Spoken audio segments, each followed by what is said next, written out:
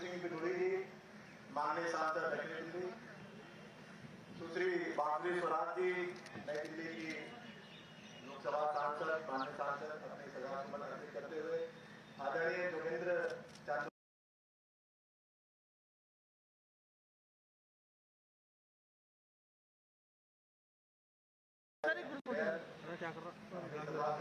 करते हुए डॉक्टर श्यामा प्रसाद आज बलिदान दिवस पर जो श्रद्धांजलि सभा का जो कार्यक्रम है उस कार्यक्रम में सभी हमारे अतिथियों के द्वारा डॉक्टर श्यामा प्रसाद मुखर्जी जी की प्रतिमा पर पुष्पांजलि किया गया।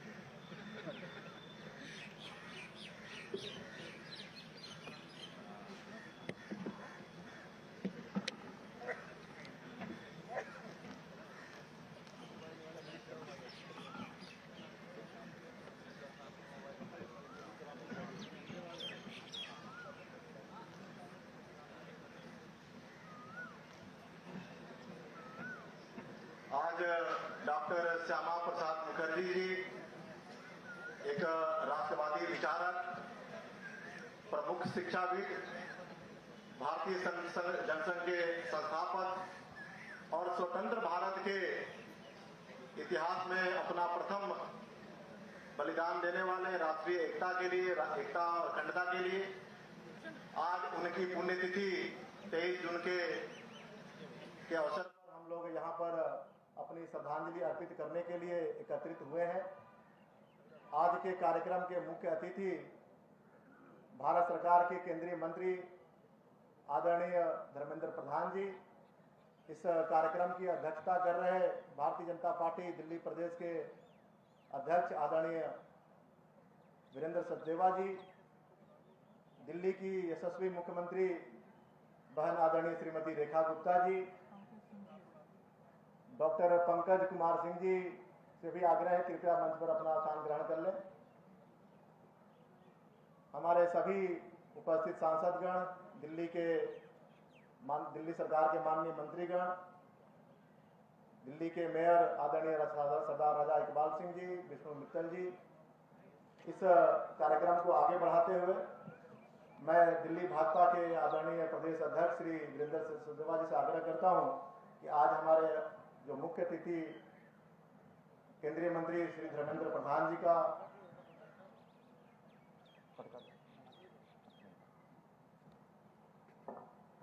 मैं अब आग्रह करता हूं इस कार्यक्रम की अध्यक्षता कर रहे भारतीय जनता पार्टी दिल्ली प्रदेश के अध्यक्ष आदरणीय वीरेंद्र सचदेवा जी से कि कृपया वो आए और अपनी भावांजलि अर्पित करें।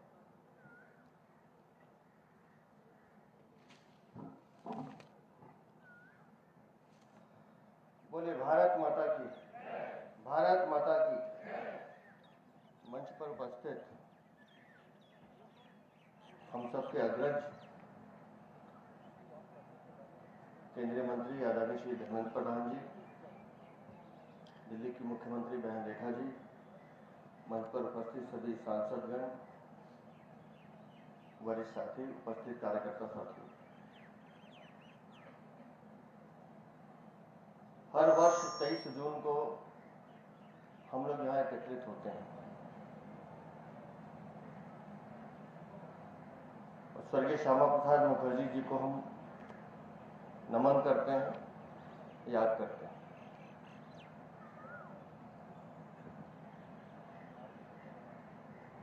और मैं हर बार आप लोगों से कहता हूं कि अगर आप लोगों को राष्ट्रीयता समझनी है, आप लोगों को राष्ट्र नीति समझनी है, आप लोगों को भारत की संस्कृति समझनी है, तो आप सबको डॉक्टर श्यामा प्रसाद मुखर्जी को जरूर पढ़ना चाहिए। वो एक महान विचारक, निर्भीक नेता और एक सच्चे राष्ट्रभक्त। और मैं अटल जी के शब्दों में कहूं तो आजाद भारत के वो पहले शहीद नेता थे। माननीय धर्मेंद्र जी हमें उनके बारे में विस्तार से आज बताएंगे, लेकिन एक पत्र मैं आज ढूंढ के लाया हूं, वो मैं पत्र अक्षर से आपके सामने पढ़ना चाहता हूं। हम सबको मालूम है कि दो विधान, दो निशान, दो प्रधान के खिलाफ नेहरू की इस नीति के खिलाफ डॉक्टर श्यामा प्रसाद मुखर्जी जी ने आंदोलन किया और जिन परिस्थितियों में उनकी मृत्यु हुई उसे हमेशा संदेह की स्थिति से देखा गया है। आज जो पत्र मैं आपके सामने पढ़ रहा हूं, ये पत्र उनकी माता जी योग माया जी ने उस समय के प्रधानमंत्री पंडित नेहरू को लिखा था। आप उनके शब्दों को अगर गौर करेंगे तो आपको महसूस होगा कि वो एक मां की पीड़ा नहीं, पूरे देश की पीड़ा है।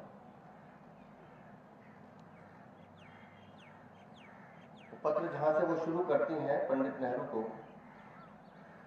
कि मैं तुम्हारी सफाई नहीं चाहती, मैं जांच चाहती हूं। मेरे पुत्र को गिरफ्तार करके उस राज्य में भेजा गया जहां संविधान का कोई अधिकार नहीं था। उसे जिस परिस्थिति में रखा गया वह अन्यायपूर्ण और असंवैधानिक थी। जब उसकी तबीयत बिगड़ी तो उसे समुचित उपचार नहीं दिया गया। उसके निधन के बारे में भी जो जानकारी दी गई वह अस्पष्ट, विरोधाभासी और संदेहास्पद है।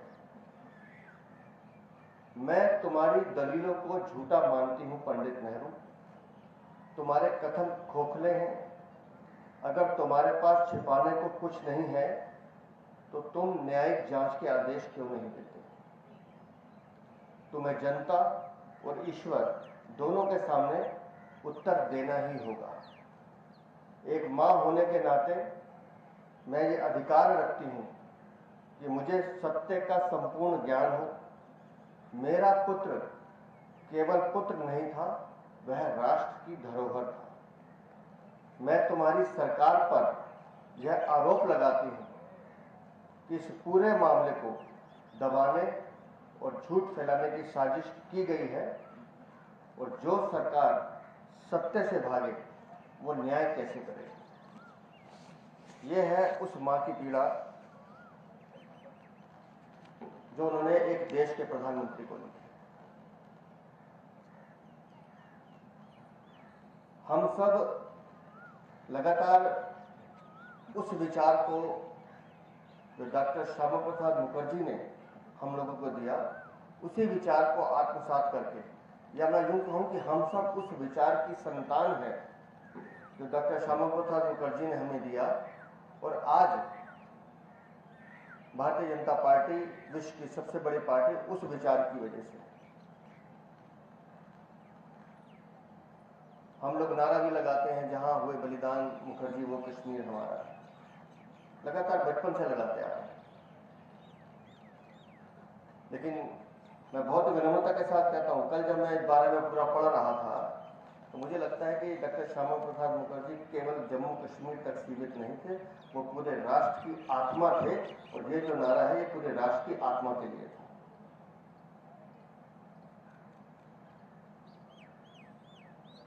वो 33 वर्ष की आयु में कुलपति बने, शिक्षाविद थे।